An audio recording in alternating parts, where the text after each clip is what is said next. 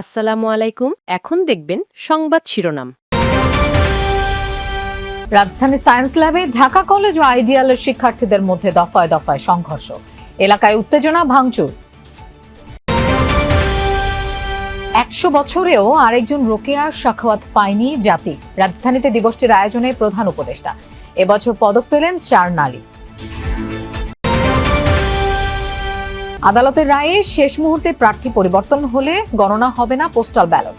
থাকছে না স্থগিত হওয়া প্রতীক, আরপিও সংশোধন করে ইসির গেজেট প্রকাশ। প্রচারে থাকলেও ভোটের মাঠে তেমন প্রভাব নেই নতুন ৩ জোটের, বলছেন বিশ্লেষকরা। মূল লড়াই হবে বিএনপি জামায়াতের মধ্যে। এতক্ষণ দেখছিলেন সংবাদ শিরোনাম, এখন দেখবেন বিস্তারিত। সমঝোতার ১ মাসের ব্যবধানে ঢাকা কলেজ ও আইডিয়াল কলেজের শিক্ষার্থীদের মধ্যে আবারও সংঘর্ষ হয়েছে। আর এ ঘটনায় পুলিশ সহ আহত বেশ কয়েকজন। মঙ্গলবার সকালে এই সংঘর্ষ শুরু হয়। এরই মধ্যে ঢাকা কলেজের 2টি বাস ভাঙচুর করা হয়েছে। মারামারি বন্ধ এবং ভ্রাতৃত্ববোধ গড়ে তোলার লক্ষ্যে নভেম্বরে শান্তি চুক্তি করে ঢাকা কলেজ ও আইডিয়াল কলেজের শিক্ষার্থীরা। কিন্তু আজ সকাল ৮টার পর থেকে পরিস্থিতি উত্তপ্ত হয়ে ওঠে। এতে যান চলাচল বন্ধ হয়ে যায়। পরে পুলিশ এসে পরিস্থিতি নিয়ন্ত্রণে আনে। আইডিয়াল কলেজ শিক্ষার্থীদের অভিযোগ, বিনা কারণে হামলার শিকার হন তারা। এর আগেও বেশ কয়েকবার ঢাকা কলেজ হামলা করেছে বলে অভিযোগ তাদের। পুলিশ বলছে ঘটনা নিয়ন্ত্রণে আনতে তাদেরও ৭ থেকে ৮ জন আহত হয়।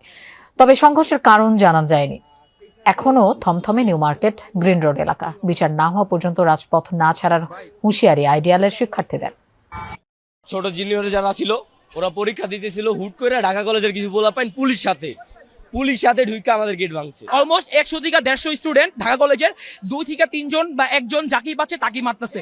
আমাদের অনেকে আহত হয়েছে, আজকে অনেকে আহত হয়েছে, মাথা ফাটাইছে, নাক ফাটাইছে। যে ঘটনাটা আজকে ঘটলো, কি কারণে ঘটলো, কেন ঘটলো, কারা প্রথম আক্রমণ করলো, এর মধ্যে বহিরাগত আছে কিনা বা অন্য কোনো চক্র আছে কিনা জড়িত, এটা আমরা বের করার চেষ্টা করছি। আসলে থেমে থেমে কিন্তু পরিস্থিতি উত্তপ্ত হচ্ছে, বারবার পরিস্থিতি নিয়ন্ত্রণের চেষ্টা করছে আইনশৃঙ্খলা বাহিনী। আমরা দেখেছি যে এখানে অনেকেই জড়ো হবার চেষ্টা করেছিল, তাদেরকে কিন্তু ছত্রভঙ্গ করেছে লাঠিচার্জ করে। আবারও এই আইডিয়াল কলেজের শিক্ষার্থী তারা কিন্তু জড়ো হবার চেষ্টা করছেন এবং সেজন্য কিন্তু দেখতেই পাচ্ছেন যে বিপুল সংখ্যক আইনশৃঙ্খলা বাহিনীর সদস্য তারা কিন্তু আবার মার্চ করছেন। মার্চ করে তাদেরকে ছত্রভঙ্গ করার চেষ্টাটি করা হবে। আমরা সেটি ফলো করছি। একটু বলতে চাই যে কিছুক্ষণ আগেও কিন্তু এখানে আইনশৃঙ্খলা বাহিনীর সদস্য যারা ছিলেন তারা কিন্তু আইডিয়াল কলেজের শিক্ষার্থীদেরকে বারবার বোঝানোর চেষ্টা করেছেন যে রোকেয়ার আদর্শ অনুসরণ করে নতুন বাংলাদেশ বিনির্মাণে সবাইকে এগিয়ে আসার আহ্বান জানিয়েছেন প্রধান উপদেষ্টা ডক্টর মোহাম্মদ ইউনূস। রাজধানীর ওসমানী স্মৃতি মিলনায়তনের এক অনুষ্ঠানে এই আহ্বান জানান তিনি। আমি রোকেয়া শিরোনামে এবারও সরকারিভাবে পালিত হচ্ছে রোকেয়া দিবস। মহিলা ও শিশু বিষয়ক মন্ত্রণালয়ের আয়োজনে অনুষ্ঠানের প্রধান অতিথি উপদেষ্টা ডক্টর মোহাম্মদ ইউনূস। এ সময় মন্ত্রণালয়ের নাম পরিবর্তন করে নারী ও শিশু মন্ত্রণালয় করার ঘোষণা দেন প্রধান উপদেষ্টা। এবছর নারী জাগরণের বিভিন্ন ক্ষেত্রে অবদানের স্বীকৃতিস্বরূপ ৪ জন নারী রোকেয়া পদক পেয়েছেন। তারা হলেন নারী শিক্ষা গবেষণায় ডক্টর রুভানা রাকিব, নারী অধিকারে কল্পনা আক্তার, মানবাধিকারে ডক্টর নাবিলা ইদ্রিস এবং নারী জাগরণে ফুটবলার ঋতুপর্ণা চাকমা। তাদের হাতেই পদক তুলে দেন প্রধান উপদেষ্টা। বেগম রোকেয়া যদি স্বপ্ন দেখতে পারে, আমরা তো পারি স্বপ্ন দেখতে, অসুবিধা কি? দেখি না একবার বেগম রোকেয়া কদ্দূর এগিয়ে দিয়ে গেছে, আমরা অনেক দূর নিয়ে যাবো। আর কিছু করতে না পারি, স্বপ্নটা তো দেখতে পারি। বেগম রোকেয়া তাই করেছে, স্বপ্ন দেখে গেছে, বেশি কাজ করতে পারেনি। রেওয়াজ অনুযায়ী আগামীকাল রাষ্ট্রপতির সাথে সাক্ষাৎ করবেন নির্বাচন কমিশন। এ সময় নির্বাচন কমিশন আরও জানান, স্থগিতকৃত প্রতীক পোস্টাল ব্যালটে থাকবে না। এর আগে পোস্টাল ব্যালট বাতিলের 6টি কারণ উল্লেখ করে সংশোধিত আরপিওর গেজেট প্রকাশ করেছে নির্বাচন কমিশন। পোস্টাল ব্যালটে কোনো প্রতীকে দাগ দেয়া না থাকলে কিংবা একাধিক টিক বা ক্রস দেয়া হলে পোস্টাল ব্যালট বাতিল হবে। এছাড়া কোনো প্রতীকে টিক বা ক্রস দেয়া হয়েছে তা বোঝানো না গেলে, গণনা শুরুর আগে রিটার্নিং অফিসারের কাছে না পৌঁছালে, আদালত প্রার্থীর তালিকায় পরিবর্তন আনলে, ঘোষণাপত্রে ভোটারের সই না থাকলে সেই ব্যালট বাতিল বলে বিবেচ্য হবে। সংশোধিত আরপিওতে উল্লেখ করা হয়, পোস্টাল ব্যালটের জন্য রিটার্নিং অফিসারের কার্যালয় ভোট কেন্দ্র হিসেবে ধরা হবে। এছাড়া ব্যালট গণনায় রিটার্নিং অফিসার, একজন প্রিজাইডিং অফিসার ও কয়েকজন পোলিং অফিসার নিয়োগ দেবেন। গেজেটে আসলে এই বিষয়গুলো নিয়েই বলা হয়েছে, মূলত পোস্টাল ব্যালট নিয়ে সর্বশেষ যে বিষয়গুলো এসেছে সেখানে আমরা দেখেছি যে আসলে সবচাইতে বেশি আলোকপাত করা হয়েছে, মনোযোগ দেওয়া হয়েছে পোস্টাল ব্যালটের ক্ষেত্রে। এবং এই বিষয়গুলো কিন্তু আগেই সিদ্ধান্ত নিয়ে ফেলেছিল নির্বাচন কমিশন, কিন্তু এ নিয়ে কিন্তু পরবর্তীতে গেজেট প্রকাশিত হয়নি। গেজেটটি এবার প্রকাশিত হয়ে গেছে এবং তার মধ্যে একটি ছিল যে কোনো নির্দিষ্ট আসনের প্রার্থিতা যদি বাতিল হয়ে যায় এবং সেটি যদি আদালত থেকে সিদ্ধান্ত আসে, তাহলে সেক্ষেত্রে সেই পোস্টাল ব্যালটটিকে, সেই প্রতীকযুক্ত পোস্টাল ব্যালটটিকে বাতিল হিসেবে গণ্য করা হবে। যেমনটি এখানে বলা হয়েছে সেই গ্যাজেটের মধ্যে যে any change in particular constituency or constituencies in a relevant court, এবং সেই বিষয়গুলোই কিন্তু এখানে এভাবেই বলা হয়েছিল এই প্রজ্ঞাপনের এই গ্যাজেটের মধ্যে।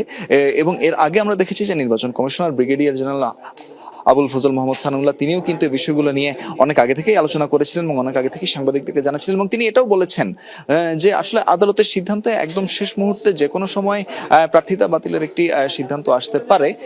তো সেক্ষেত্রে আসলে যেটি হয় যে এটি একটি বড় চ্যালেঞ্জ হিসেবে দেখছে নির্বাচন কমিশন, এবং সেই অনুযায়ী ভোটের রাজনীতিতে বড় ফ্যাক্টর হবে না নতুন গঠিত 3টি জোট। তবে এনসিপি, জাতীয় পার্টি ও বামদের নেতৃত্বাধীন আলাদা এই জোটগুলোর ভোটের প্রচারে বড় ভূমিকা থাকবে মনে করছেন রাজনীতি বিশ্লেষকরা। তাদের মতে আওয়ামী লীগ ও জাতীয় পার্টির ভোট টানতে পারবে এমন সক্ষমতা নেই জাপার একাংশের জোট ন্যাশনাল ডেমোক্রেটিক ফ্রন্টের। অন্যদিকে সংস্কারের উদ্দেশ্যে গঠিত এনসিপির নেতৃত্বাধীন গণতান্ত্রিক সংস্কার জোট কোনো দলের সাথে সমঝোতার চেষ্টা করলে জোটটি ভেঙে যেতে পারে শঙ্কা বিশেষজ্ঞদের। আপনারা আজকে দেখতে পাচ্ছেন স্পষ্ট ভোটের আগে রাজনৈতিক অঙ্গনে শুরু হয়েছে রাজনৈতিক দলগুলোর দৌড়ঝাঁপ। গঠিত হচ্ছে নতুন নতুন রাজনৈতিক জোট। এরই মধ্যে 9টি বাম দল নিয়ে গঠিত হয়েছে গণতান্ত্রিক যুক্তফ্রন্ট। তবে আলোচনায় এনসিপি, এবি পার্টি ও রাষ্ট্র সংস্কার আন্দোলন নিয়ে গঠিত নতুন গণতান্ত্রিক সংস্কার জোট।